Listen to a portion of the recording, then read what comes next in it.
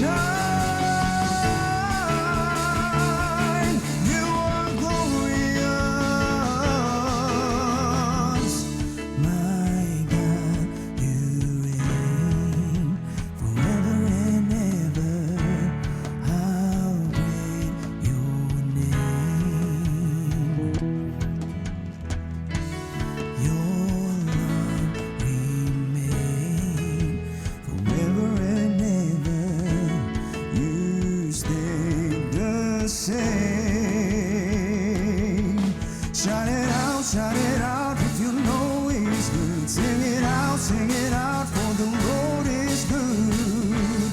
Shout it out loud, you are glorious,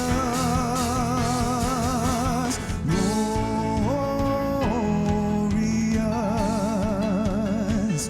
Shout it out and glorious.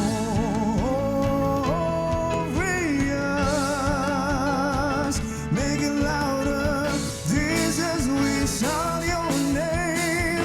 Jesus, we make your praise glorious.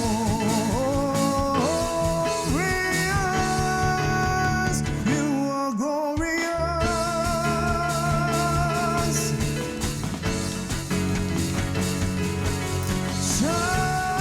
Shine, you are glorious. My God, you reign forever and ever. How great your name.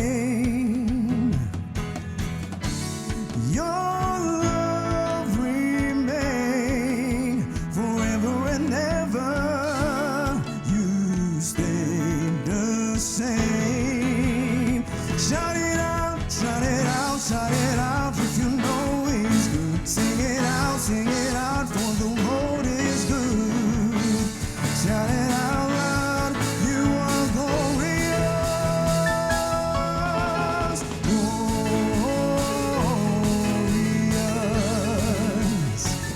Shout it out and glorious.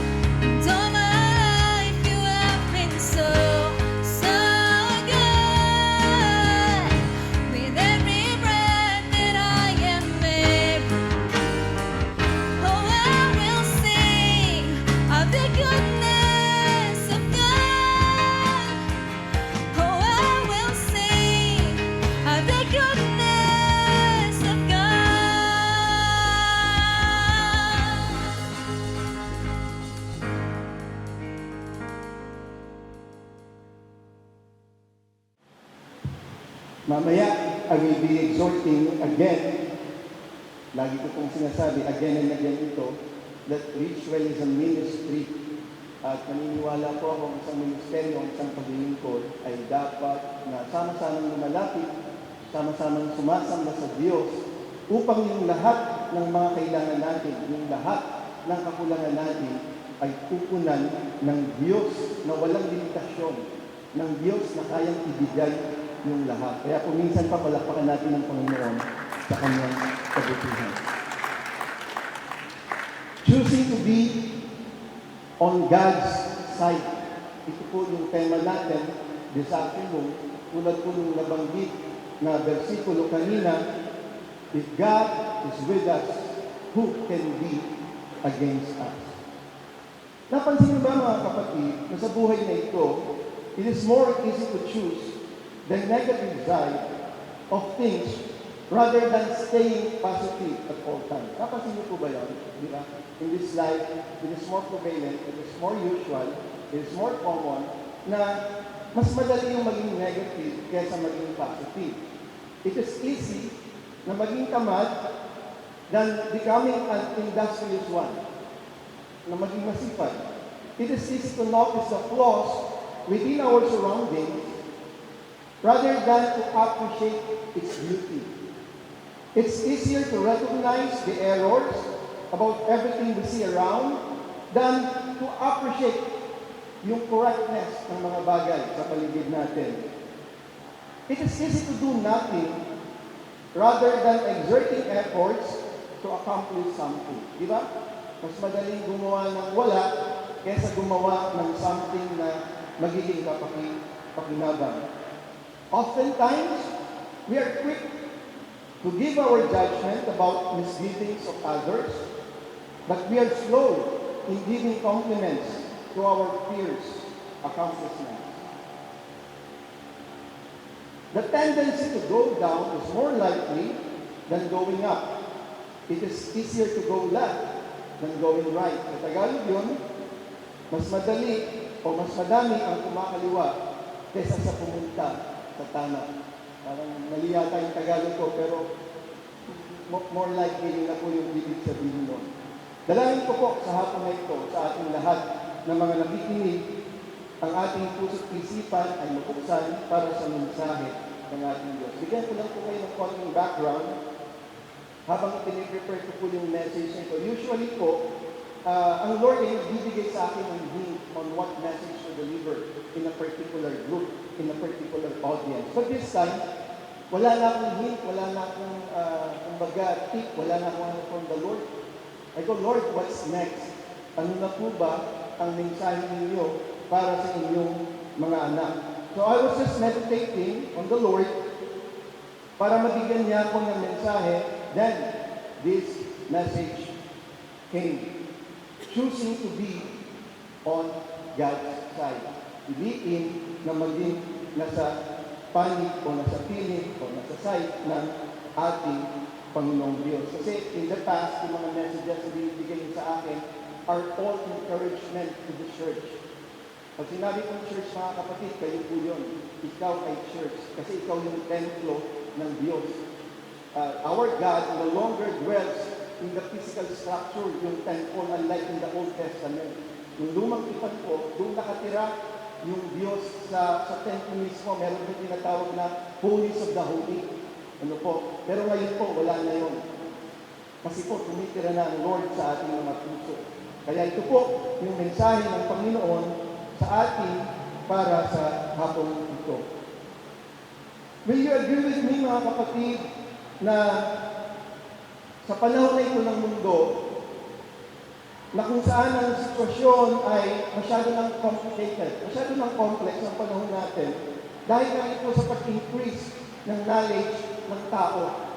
Alam niyo po ba na pinag-aaralan na ng mga scientists ngayon ay immortality, yung hindi na mamamatay, no? Yan na po pinag-aaralan.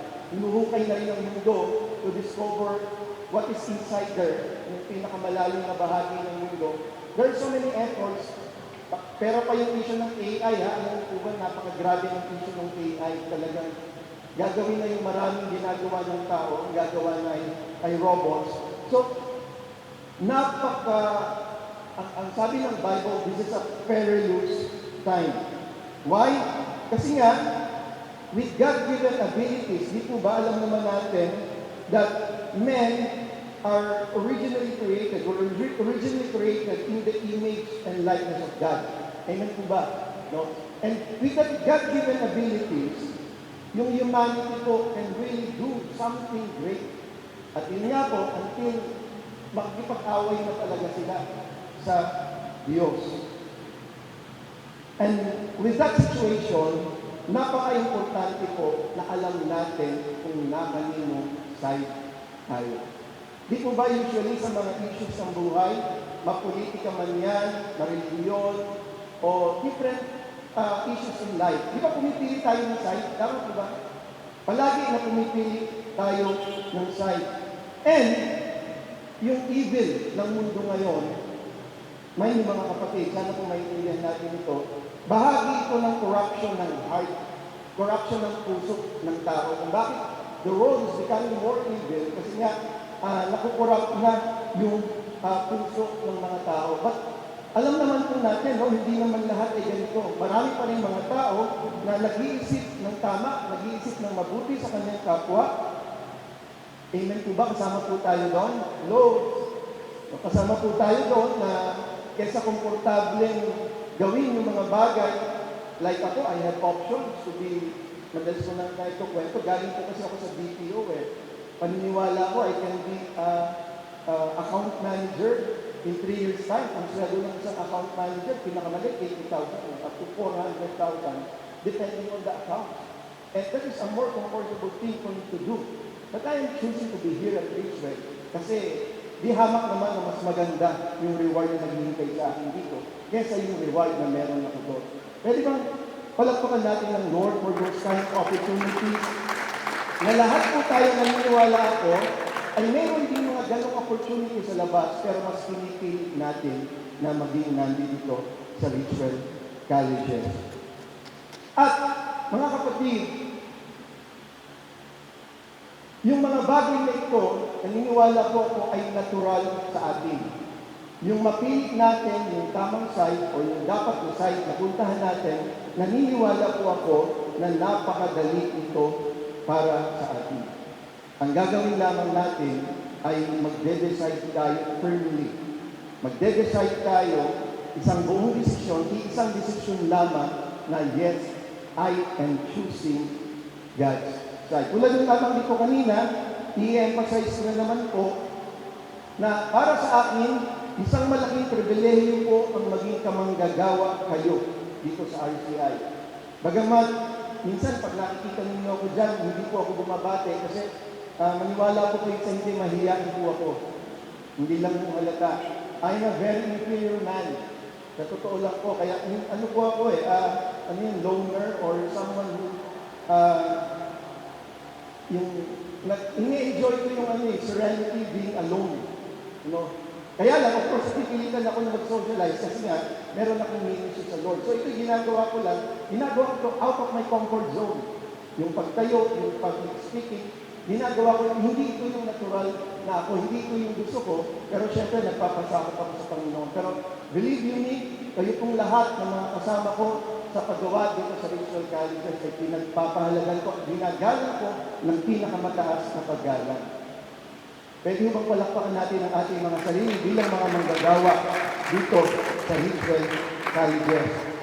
Ulitin ko ulit, paano bang naging gawain itong Richwell?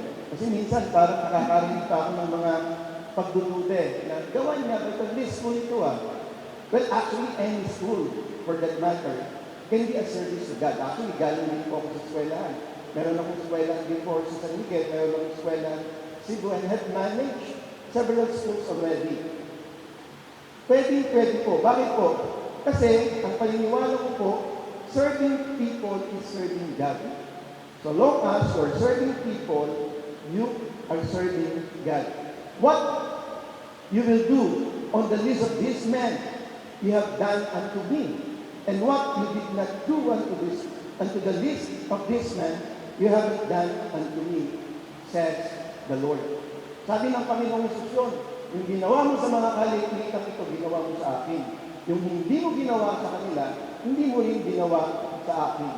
Kaya if you're helping someone, and you're dedicating that help to the Lord who created that person, just like you, ito po ay isang paglilingkod sa Panginoon. Regardless, anong simbahan ka, anong religion ka, anuman yung paniniwala mo, so long as you believe Jesus, and you know that Jesus is a God, not the one true God, one with the Father, ano po, eh naniniwala po ako naglilingkod tayo sa Panginoon. Clearly, what we are doing here at Richwell is a service to God. Ito po ay isang paglilingkod sa Diyos. At ganito lang po kasimple yung mensahe ko sa akin yun. I will allow the rest of the time kay Pastor Oswald para po sa challenge mamaya. Ang simpleng mensahe lang po mga kapatid, palagian natin piliin na nasa tabi ng Diyos. Palagian natin piliin ang maging kakampi ng Diyos. Sikapin natin na manatili sa presensya ng ating Panginoong Diyos, anuman ang ating ginagawa sa buhay na ito. Bakit? Kasi po, kung nasa atin ang Diyos, sino ang pwede sumalansang sa atin? Ang sagot, wala. No one can oppose us if God is with us. Ang lahat po ng papurihan, pagsalamat, at kaluwalhatian ay tanging sa pangalan ng ating Panginoong Islam. Magandang hapon po.